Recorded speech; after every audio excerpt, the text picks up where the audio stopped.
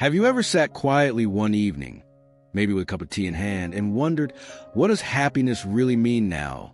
Not the kind we chased when we were younger, when success, family, and the rush of busy days filled our calendars. But this stage of life, the one after 70, feels different, doesn't it? It's quieter, slower, and in some ways deeper. Yet for many, that silence can also bring confusion. You might catch yourself thinking, I should be content by now, so why do I sometimes feel empty? Here's the truth most people never talk about.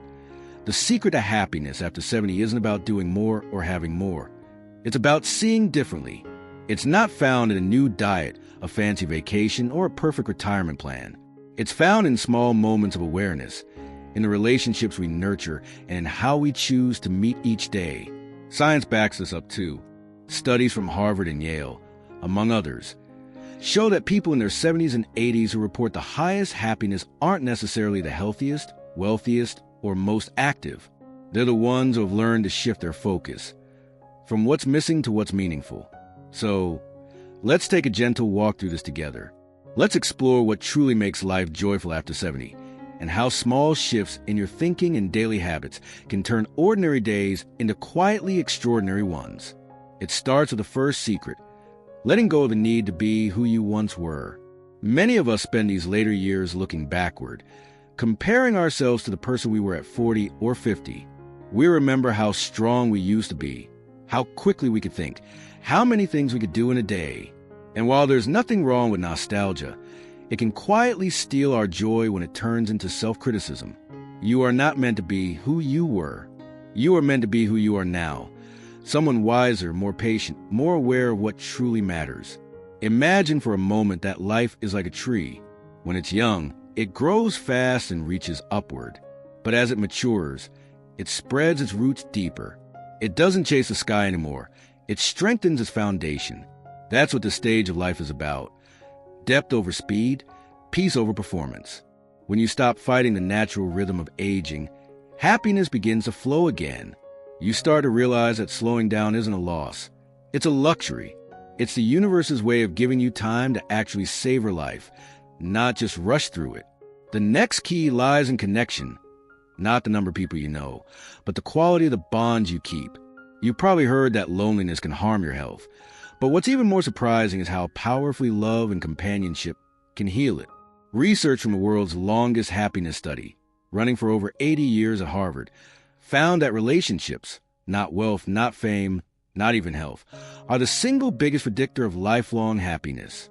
Even a few close, genuine connections can protect the brain, reduce anxiety, and keep your spirit young. But here's where many people go wrong. They think connection only means being around family or friends. In truth, it can take many forms. You can feel connected by sharing a laugh with a neighbor, chatting with the person who served your morning coffee, or even talking to the birds that visit your balcony. Each interaction, no matter how small, reminds you that you're part of something larger. And for those who may not have close family nearby, connection doesn't end there. You can find it in community groups, local gatherings, or by volunteering your time. One of the most uplifting things older adults often say after volunteering is that they feel more alive than they have in years. It's not the activity itself. It's the feeling of being needed, that quiet joy of making a difference, no matter how small, lights something inside that no material comfort ever could. Another piece of this puzzle is gratitude, but not the vague kind you hear about on social media. Real gratitude is a practice. It's taking a few moments each day to notice something specific that warms your heart. It might be the sound of rain against the window, the taste of your morning toast, or the way sunlight falls across the floor. When you start looking for small joys, your mind begins to shift. It starts to collect beauty instead of worries. And you know what's fascinating? Neuroscientists have found that regular gratitude actually reshapes the brain. It strengthens the areas responsible for emotional balance and contentment. In other words, the more you notice what's good, the easier it becomes to feel good. Gratitude doesn't erase life's challenges, but it changes the lens through which you see them. You begin to realize that even on hard days, there's still something, however small, to be thankful for. Now, let's talk about something few people admit out loud: fear. Many people in their 70s and 80s quietly carry a sense of unease about the future. Fear of decline, fear of being a burden, fear of what's next. It's completely human. But what if happiness isn't about erasing fear, but befriending it? When you face your fears gently, acknowledging them without letting them rule you, you free up space for peace. You begin to understand that courage doesn't mean never being afraid. It means choosing to live fully in spite of it. So, if you ever looked in the mirror and thought, I don't feel like myself anymore, I want you to know something. You're not losing yourself. You're evolving into a version of you that's more grounded, more aware, and more capable of happiness than ever before. The secret isn't about chasing youth or pretending nothing has changed. It's about embracing what's here, right now, with an open heart. Because happiness after 70 isn't loud or flashy. It's gentle. It's found in slow mornings, warm memories, and genuine smiles. It's in the laughter that comes after a shared story, in the quiet pride of having made it through life's storms. It's knowing that you've earned this peace. Now that we've opened the door to what happiness truly means at this stage of life, and started to explore the power of acceptance, connection, and gratitude, let's take the next step together and look deeper into the ways we can nurture joy that lasts, no matter what life brings next. There's something remarkable that happens when you reach a certain age. You start to see life in patterns. You notice how everything seems to move in cycles, how joy and sadness come and go like the seasons. After 70, happiness stops being a chase and starts becoming a choice. But here's the twist most people miss. It's not about forcing yourself to be positive. It's about learning how to make peace with what is. Have you ever met someone older who just radiates calm? The kind of person who seems content no matter what's going on around them? They're not that way because life spared them from pain. They've simply learned the art of acceptance. Happiness after 70 often begins with letting go of resistance. That's not the same as giving up. It's more like saying, this is where I am and I can still find beauty here. It's freeing yourself from the need for everything to be different and realizing that peace is available exactly where you are. One woman I spoke to, who had recently turned 82, put it perfectly.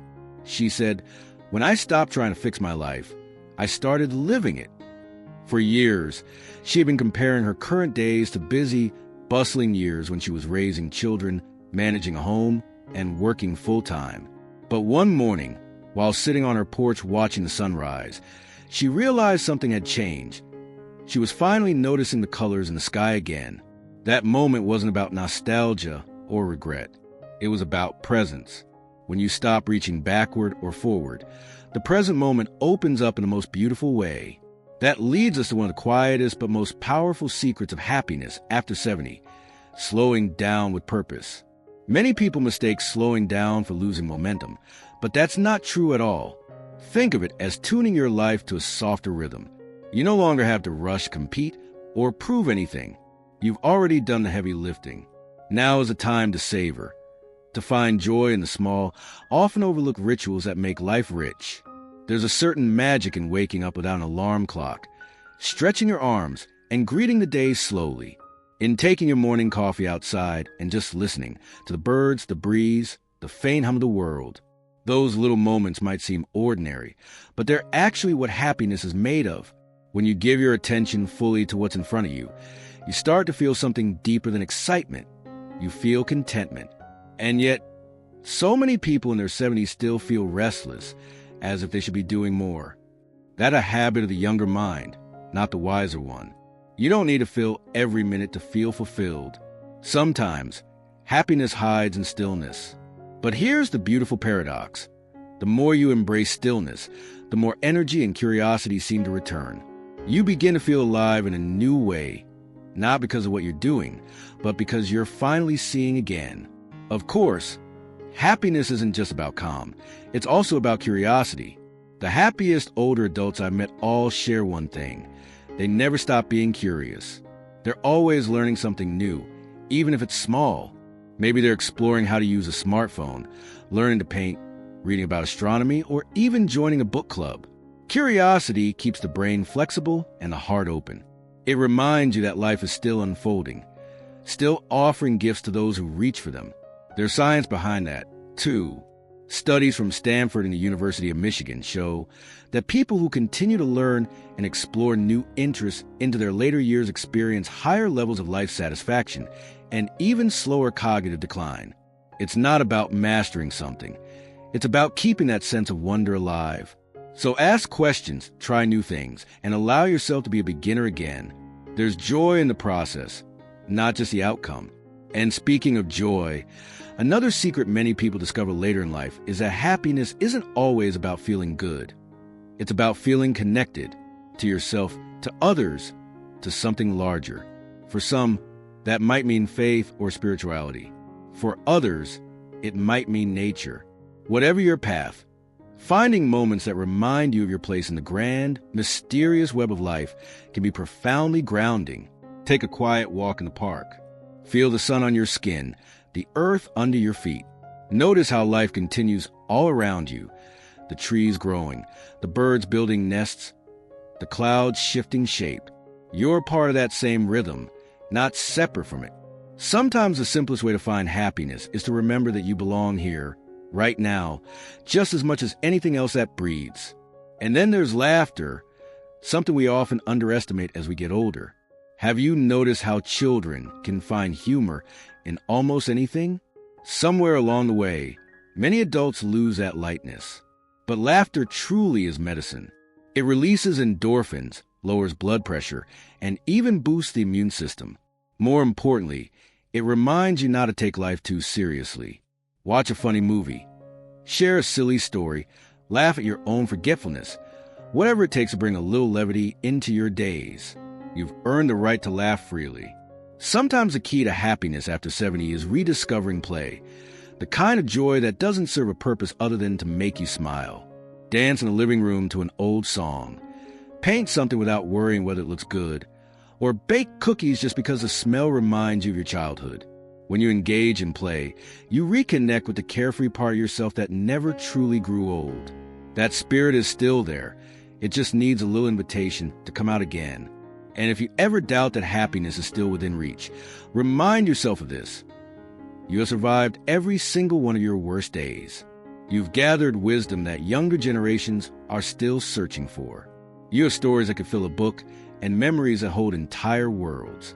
The secret isn't about chasing what's gone. It's about cherishing what remains and recognizing that joy can still surprise you. As you start to see happiness not as a goal, but as a way of being, something remarkable happens. The small moments begin to shimmer again.